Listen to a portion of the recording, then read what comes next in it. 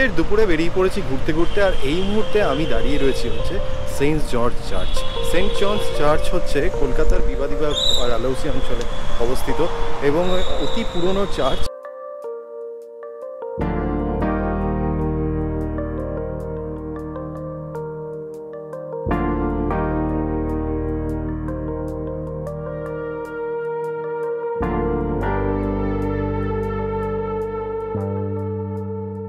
ভিডিওটা পুরোটা দেখো, তবে জানতে পারবে কি অসাধারণ সুন্দর জায়গাটা, আর কত জায়গা আছে যেগুলো কলকাতার মধ্যে থেকেও খুব কম খরচে তোমরা ঘুরতে পারো আর সেটার ঐতিহাসিক তাৎপর্য জানতে পারো। আজকে চলে গেছিলাম সেন্ট জনস চার্চ।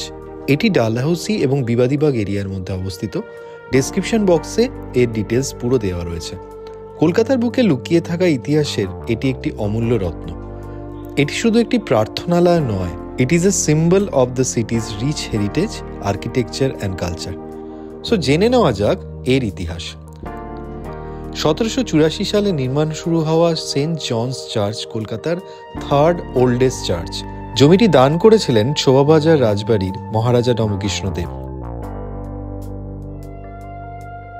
তার মধ্যে যে এত সুন্দর সুন্দর হিস্টোরিক্যাল প্লেস আছে, সেগুলো সত্যি বলতে যত দিন যাচ্ছে তত যেন মনে হচ্ছে যেন নতুন করে চিনছি।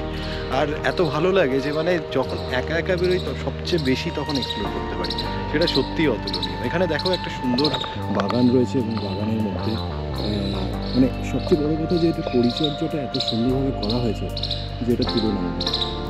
গভর্নর জেনারেল ওয়ারেন হেস্টিংস চার্চটির ভিত্তিপ্রস্তর স্থাপন করেন এবং এটি লন্ডনের সেন্ট মার্টিন দ্য ফিল্ডসের আদলে নির্মিত। 1787 সালে এটি জনসাধারণের জন্য উন্মুক্ত হয়। এই নিও ক্লাসিক্যাল স্ট্রাকচার 174 ফুট উঁচু ঘড়ির tower, rare blue grey marble floor এবং সেমি সার্কুলার গম্বুজ এর স্থাপত্য শৈলীর আকর্ষণ।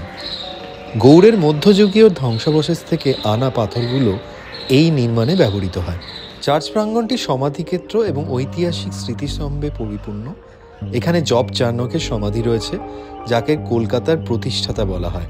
জব চার্নকের কথা তো সবাই আমরা জানি। জব চার্নক ছিলেন ব্রিটিশ ইন্ডিয়া কোম্পানির একজন কর্মকর্তা এবং কলকাতার প্রতিষ্ঠাতা হিসেবে বিখ্যাত। 1690 সালে কলকাতার 3টি গ্রাম সুতানুটি, গোবিন্দপুর এবং কলকাতা একত্রিত করে এই শহরের প্রতিষ্ঠা স্থাপন করেছিলেন।